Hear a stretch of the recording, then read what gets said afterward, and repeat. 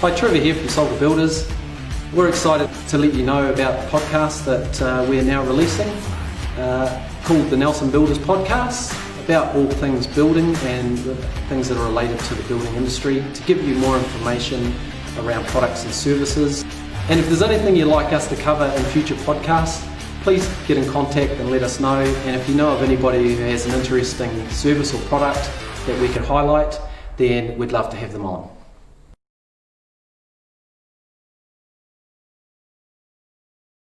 Okay.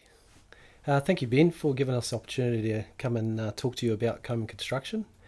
And firstly, can you just give us a bit of a background on your role in Coman Construction? And then after that, a bit of history on the company, and that was obviously started by your father. Yeah, well, I think it's probably appropriate to start at the beginning. So Coman Construction was formed and established in 1987 by my father Gordon. Gordy operated provincially in Nelson, running that business up until when he died in September 2015. You know, I think in those early days Gordon was pretty much working as I suppose a self-employed contractor, doing some contracting work for bigger outfits around town before, I suppose, really establishing himself in that commercial space where we've continued to trade and practice up until today. You know, my role at Coman Construction started when I was 16 years old. I'm 34 now, so you know, some time ago. You know, and that probably involved, I suppose, initially school holiday work.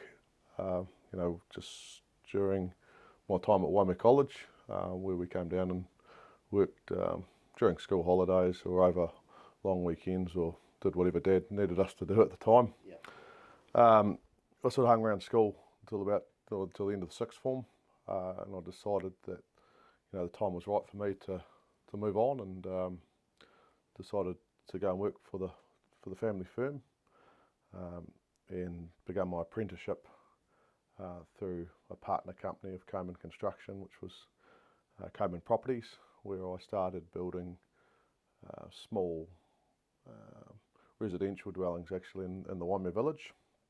I did that with a gentleman by the name of Gary Stewart, who largely put me through my time, who's contract building for us at that stage. I still get on very good with Gary up till today, and got a lot of time and respect for the effort that he put in, putting me through my time. I didn't finish my apprenticeship though through there, Trev. About year 3, I think, probably, if just going off recollection, I was working down at Waimea Village, and still vividly remember Gordon's coming down to site and telling me, "Boy, I want you down the yard at 7:30 tomorrow morning. You're coming to work for me."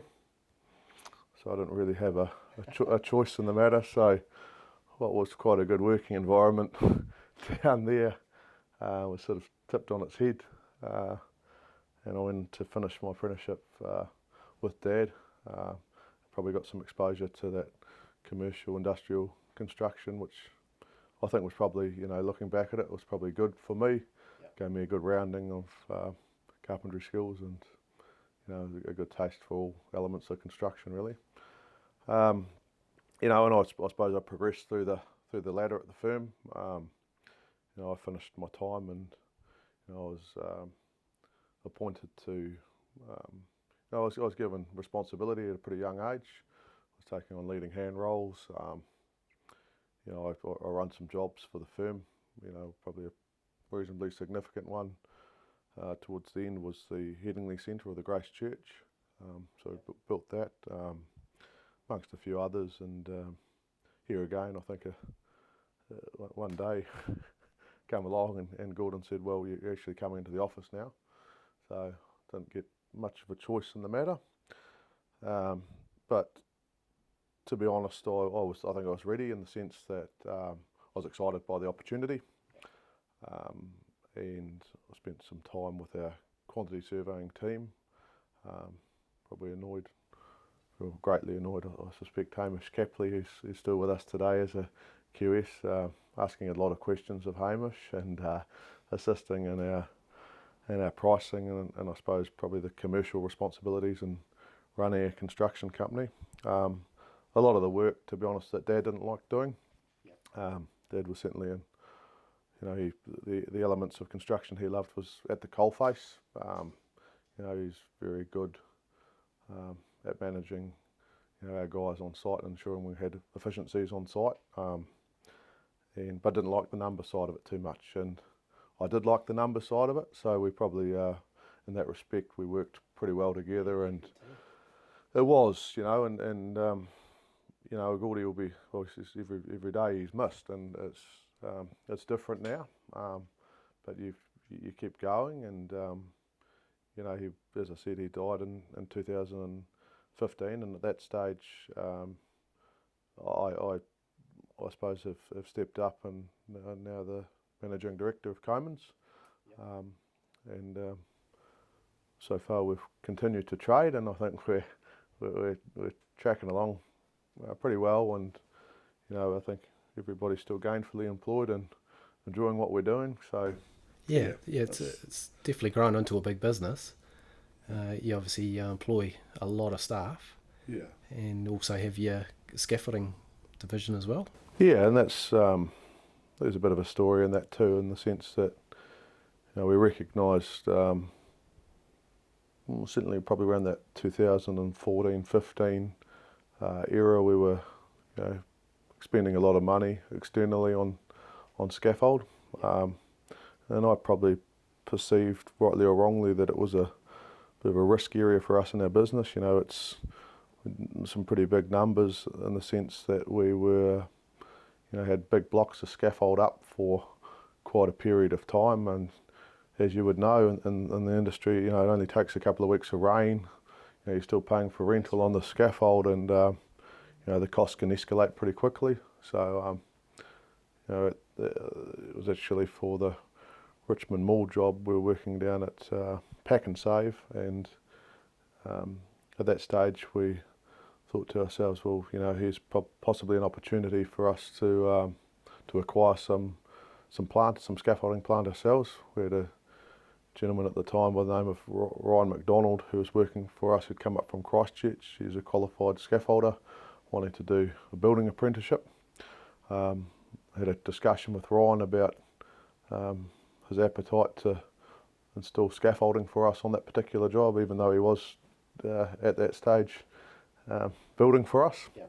And Ryan was quite comfortable and willing to do that for us, and I suppose it's continued to grow. I mean, the intent initially was for that scaffolding division to primarily provide a service to Coman Construction, but in recent years we've probably gained some traction externally and have a few key clients that we provide a scaffolding service for, and the numbers, obviously we've had to gear up as far as staff resourcing and as far as acquiring more scaffolding, more vehicles. So it's turned into a bit of a machine, but I've got some good people within the operation too that are looking after that, and it continues to go pretty well.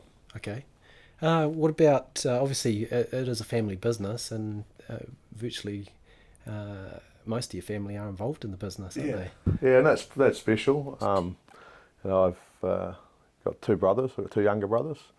Brother Michael, who's 32 now, and our younger brother Tim, who's 24.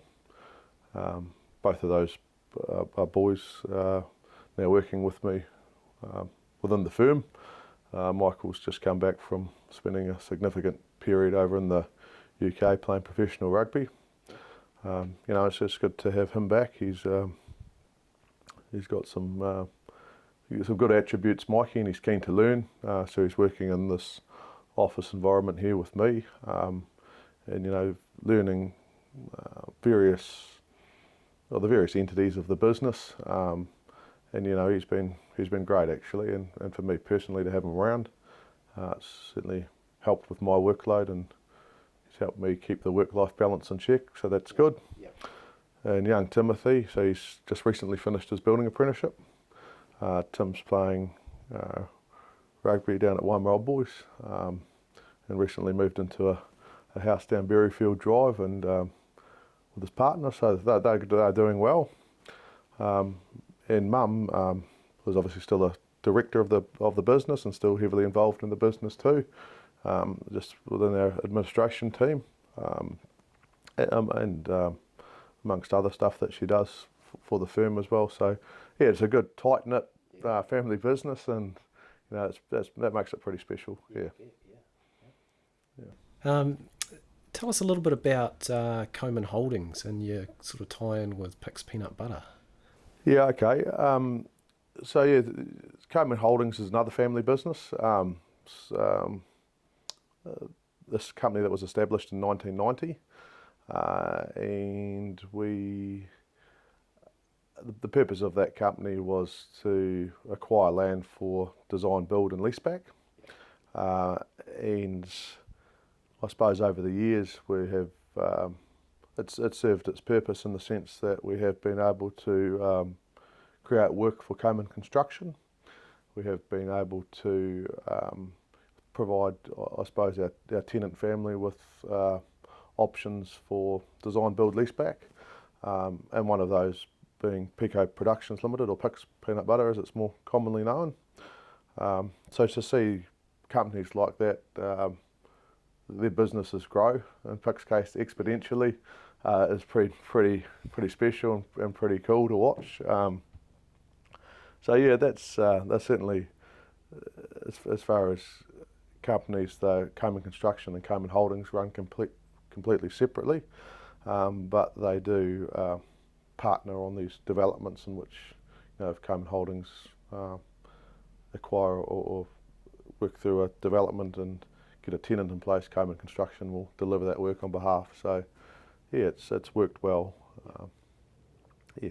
Okay, so the newest facility basically just across the road here for Pics is quite a unique design, and yeah, it's quite an interesting building there. So you can tell us a bit about that? Yeah, I could tell you a wee bit of a story. So I think it's probably important to mention a bit of the history there. And my grandfather Bill, who died last year, he had a pretty special relationship with Pico from Pics.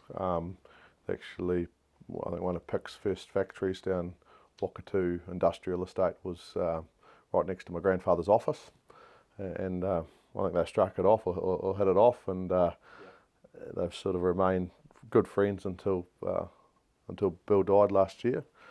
You know, and I think it'd be fair to say Bill, or Pic rather, saw Bill as a bit of a mentor, and has, you know, through that relationship, we've been able to provide them with a couple of builds, and the first one being 15 Elm Street.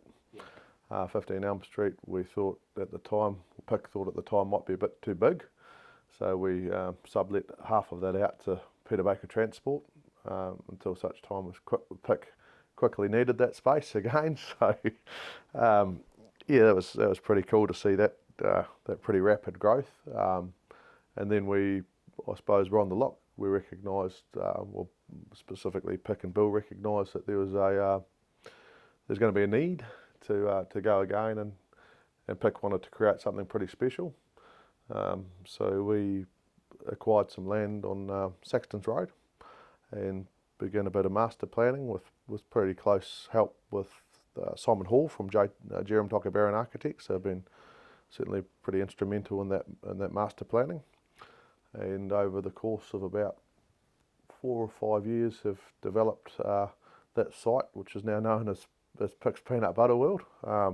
Initially we did a warehouse and canopy construction there for him, handed that over whilst we worked on the factory, and I could remember just sitting in the office next door with the design team and Pic and Bill, and Pic had ambitions about this building being something pretty special and wanted steampunk themed. And I remember sitting down myself thinking, steampunk. Had to get myself. I had to slip my cell phone out of out of my pocket, just to have a look at steampunk architecture under the table. And oh yeah, this is pretty funky. And what you see today is, I think, basically, is a pretty good reflection on what Pic was after. And it's great. We'd head over there quite a bit, and the cafe and the people going through for the tours and the businesses he's created over there. It's pretty special. Yeah, always looks really busy over there. So. Yeah. So and for me, being able to deliver that project, wearing my contractor's hat, that was you don't often get that sort of those opportunities. That was a pretty special project in the sense, it wasn't a conventional warehouse or factory construction. It was a bespoke design with some pretty cool architectural elements, and I think the reward, the reward the guys got out of delivering that, is pretty special and something that will be remembered for a long time. Yeah, I mean, even things like the giant peanut butter jar outside. I'm sure that's got a story to tell. Well, it does. We thought we'd just, I can laugh about it now. We were just about to hand this thing over and thinking, well, we're going to make it, and then get a phone call from Simon Hall to say, oh, just hold on, guys, we need to get a resource consent in place. We might need to do a bit of foundation work. We've got the don't quote me here, but I think we might have the largest peanut butter jar in the world going up there. So had to crane this 4 metre high peanut butter jar in place before opening. We made it, and the unveiling happened as scheduled on the opening day, and that was pretty cool and pretty special to see that thing unravelled. So was that made locally, or was it? Yeah, it was. Yeah, it was. It was manufactured locally, so it was. Yeah, and a lot of, there was some bespoke elements where I suppose as a contracting company we had to get sourced out of town, but largely that project was used using local contractors and subcontractor labour. I think that was, we wanted to do that because we got good relationships with our subs, and it made sense. Special project like that to use as many of them as we could, So yeah, that's good. Not sure whether many people know your history as far as playing rugby, and obviously, your whole family history really, especially Waimea Old Boys and the Waimea Rugby Club. Yeah, well, I think the family have been pretty closely aligned with Waimea Old Boys Rugby Club for over 3 generations now. And I've spent considerable time playing there for that club, and always enjoyed my time at Waimea. But I had a pretty serious accident injury last year, where I broke my midfoot, which required some pretty significant reconstructive surgery. So I think my playing days are over now, Trev, and I've actually been appointed to work in a president's role down at Waimea from this year forward. So that's a change in direction for me. I didn't think that would come quite as soon as it did, but looking forward to doing my best there to represent the club and an ambassador role, I suppose. And the club's in pretty good shape and in a pretty good space at the moment. So yeah, it's part of my story, I suppose. But my brothers are heavily involved in rugby too, and Michael's just finished, as I said earlier, his professional career in the UK, where he played for Edinburgh Rugby over there, where he captained Edinburgh. He's also played, and he also played and captained London Irish as well. So, yep, he's back now and a bit broken down as well. He's had his hamstring ripped off the bone. So a couple of nasty injuries. So Tim's the only one fighting fit at the moment. So he's started his pre-season training, and Mikey and I are looking forward to going down and just watching him on the sidelines actually. Yeah. So yeah, you had more success than just playing. You represented the region too, though, didn't you? I did. Yeah, I was fortunate enough to have a handful of games for the Marco. It was back in 2010 and 2011.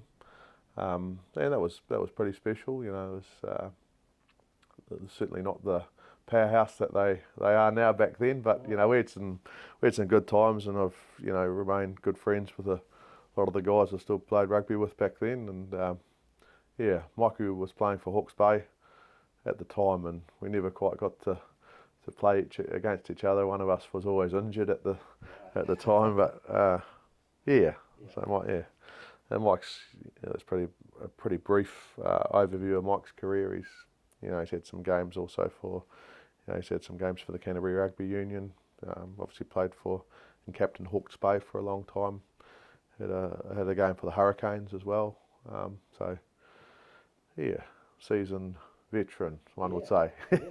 So now you boys have traded in the oval ball for the small round golf ball. Yeah, you've probably heard both of us have got the itch there. It's playing golf. It's pretty.